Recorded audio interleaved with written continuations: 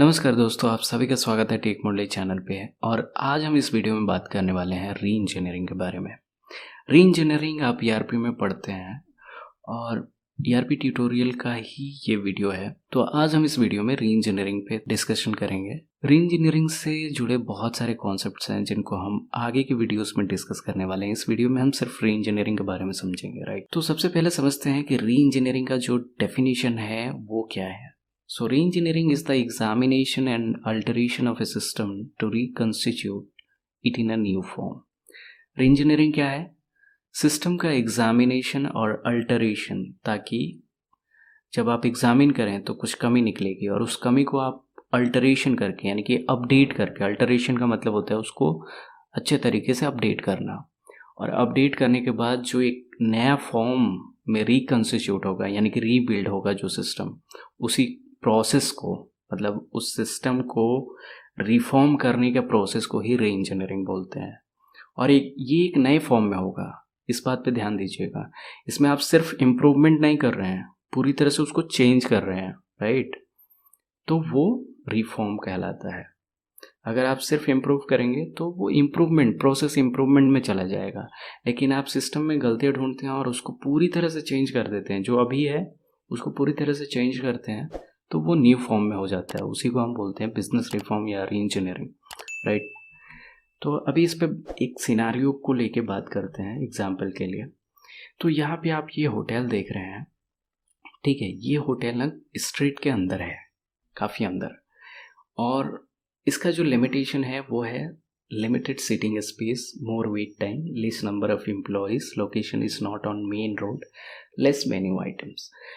Limitations आप एक बार पढ़िएगा तो आप समझिएगा कि इसके लिमिटेशंस हैं। यहाँ देखिए कि मेन रोड जो है उसके पास में एक बहुत बढ़िया होटल है और उसके बाद बहुत सारे घर हैं, और उसके बाद वो होटल है जिस पे हमें फोकस करना है, ठीक है। यहाँ जो रेड सर्कल में होटल है, तो इस होटल में अभी बहुत सारे लिमिटेशंस हैं, ठीक है। लिमिटेशंस होंगे तो होटल का जो प्रॉफिट होगा वो कम होगा, राइट, क्योंकि उनके पास लिमिटेड सीटिंग स्पेस है।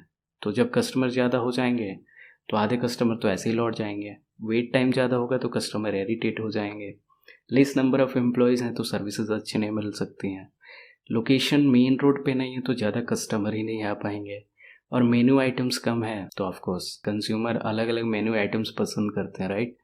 तो लेस मेन्यू आइटम्स है तो सिर्फ उतने ही मेन्यू आइटम्स वाले लोग होंगे जो वहाँ पे प्रेजेंट है, वही मतलब जिनको वो पसंद होगा उनके मेन्यू आइटम्स में जो अवेलेबल है, राइट।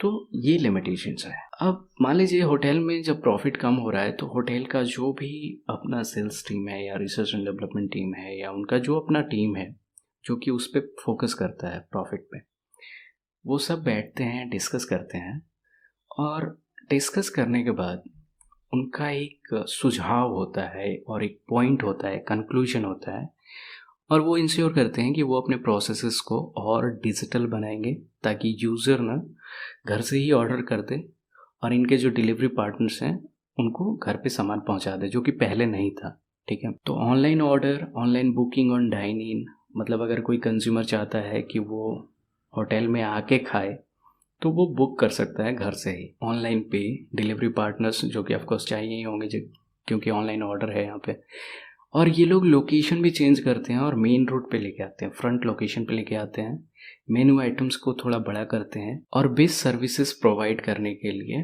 अपने आप को बिल्ड करते हैं। क्योंकि पिछला जो इस होटल में सिस्टम था, मतलब जो प्रोसेस था, वो काफ़ी ट्रेडिशनल था, ऑफलाइन था, ठीक है, हर चीज़ें ऑफलाइन थी।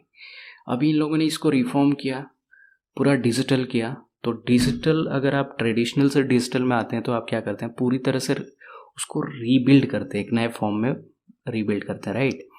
तो वो हो गया री इंजीनियरिंग, क्योंकि यहाँ इम्प्रूवमेंट नहीं हो रहा है, यहाँ रिफॉर्म किया जा रहा है, एक नए फॉर्म में बनाया जा रहा है सिस्टम को।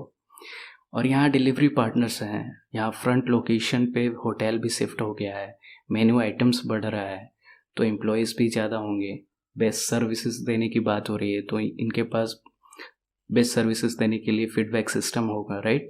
तो ये एक सिस्टम को रिकंस्टिट्यूट कर रहे हैं, आप समझ रहे हो। तो अभी अगर कोई कंज्यूमर इनको ऑर्डर करता है, अगर वो घर से ऑर्डर करता है और वो चाहता है कि उसका ऑर्डर घर पे पहुंचे, तो इनके पास जो डिलीवरी पार्टनर्स हैं वो वहाँ पे लेके जा रहे हैं, ठीक है, और उसके घर पे डिलीवर कर रहे हैं। तो यहाँ आपने देखा कि यहाँ क्या हो रहा है, सबसे पहले एग्जामिन किया सेल्स टीम वालों ने, उन्होंने लिमिटेशंस जो थे उन पे काम किया और उनका एक अपना पॉइंट्स बना कि वो अपने प्रोसेसेस को ऑनलाइन लेके जाएंगे, सर्विसेज को बेस्ट करेंगे, डिलीवरी पार्टनर्स रखेंगे और भी जो पॉइंट्स थे, right.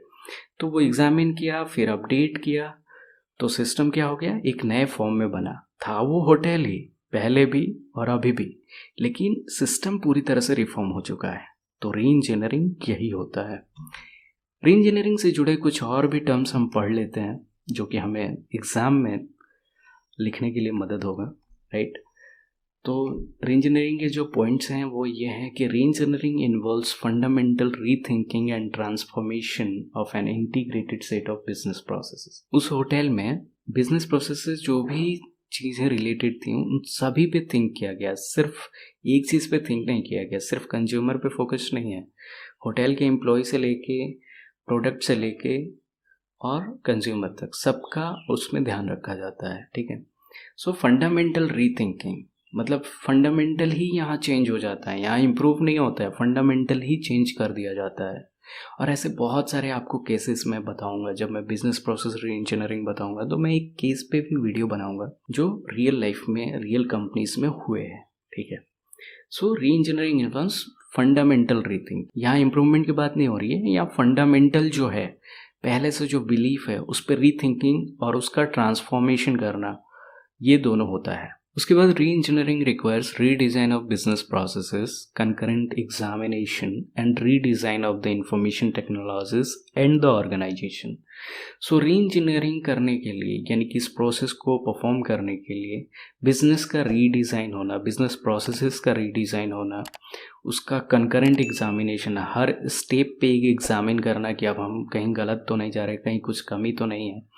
And information technology, of course आज के ज़माने में इंफॉर्मेशन टेक्नोलॉजी बहुत ही इंपॉर्टेंट है किसी भी बिजनेस के लिए, तो उसका भी रीडिज़ाइन करना एक ऑर्गेनाइजेशन के लिए, ये सब ज़रूरी है जब हम री इंजीनियरिंग कर रहे होते हैं किसी भी ऑर्गेनाइजेशन के लिए, राइट। उसके बाद understanding that process transformation is ultimately about doing work differently is the key to successful transformation. जब भी हम री इंजीनियरिंग परफॉर्म करते हैं किसी भी ऑर्गेनाइजेशन के अंदर, तो वहाँ पे एक बात पे सबसे ज़्यादा फोकस होनी चाहिए कि जो पहले प्रोसेस था वो डिफरेंट था और अभी जो प्रोसेस होगा वो पूरी तरह से डिफरेंट होगा, यानी कि doing work differently, right. Process transformation का मतलब यही होता है, क्योंकि यहाँ प्रोसेस इंप्रूवमेंट नहीं हो रहा है, इसको ट्रांसफॉर्म किया जा रहा है, जो कि री इंजीनियरिंग का डेफिनेशन है, किसी भी सिस्टम को एक नए फॉर्म में रिकंस्टिट्यूट करना, राइट। और यही सक्सेसफुल ट्रांसफॉर्मेशन का की है। जब आप प्रोसेस को समझते हैं कि पहले हम जो प्रोसेस में काम करते थे वो अलग था, अभी पूरी तरह से ये अलग है। जैसे ट्रेडिशनल चीज़ों को जब आप डिजिटल में लेके आते हो तो वो पूरी तरह से चेंज हो जाती हैं। वहाँ पे आपको अपने एम्प्लॉयज़ को ट्रेन करना पड़ता है, आपको अपने को ट्रेन करना पड़ता है। अंत में हम ये बोल सकते हैं कि reengineering is rethinking work, right. We are not improving, हम यहाँ पर रीथिंक कर रहे हैं। सो अगर आपसे कोई पूछता है, स्मॉलेस्ट में अगर आपको आंसर देना है और आपसे कोई पूछता है कि व्हाट इज़ री इंजीनियरिंग, तो आप सिंपली बोल सकते हैं री इंजीनियरिंग मीन्स री थिंकिंग वर्क, ठीक है।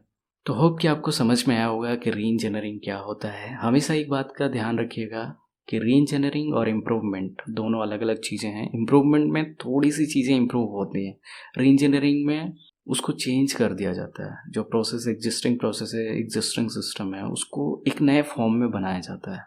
मिलते हैं नेक्स्ट वीडियो में, तब तक के लिए धन्यवाद।